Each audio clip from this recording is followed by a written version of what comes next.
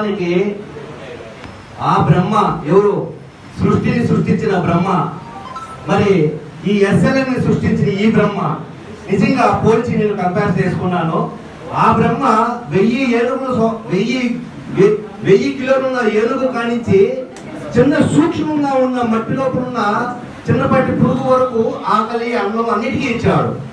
మరి అదే విధంగా ఆలోచించి చూసినట్టయితే మనము ఈ SLM సృష్టికర్త అయినటువంటి ఈ బ్రహ్మానంద రెడ్డి గారు నిజంగా మట్టి మోసే ట్రాక్టర్లో మట్టి మోసే కూలీలు కానించి పనిచేసే కార్మికులు కానించి ప్రతి ఒక్కరి కూడా ఆలోచించి ఆఫీస్ బాయ్ కానించి కూడా ఎవరికి ఎక్కడ అన్యాయం జరగకూడదని ఈ బ్రహ్మానందం రెడ్డి గారు వేసినటువంటి ఈ యొక్క ఏదైతే ప్లానింగ్ ఉందో, ఈ యొక్క సిస్టమ్ ఏదైతే ఉందో, నిజంగా ఒక్కసారి కొనుక్కొని ఒక గంట సేపు ఆలోచిస్తే ఇంత చక్కగా వేశారు, ఇంత చక్కగా ఈ ప్లానింగ్ వేశారండి. నిజంగా ఈ విషయాలు నేను చెప్పదలుచుకున్నా కానీ మనకు అవకాశం లేదు, ఎట్లా అని చెప్పి అనుకున్నాను.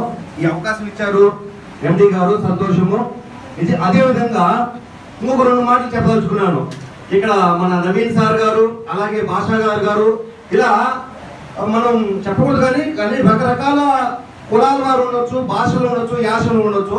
దాని గురించి ఒకే ఒక లైన్ చెప్తాను. నీవు నేను వారు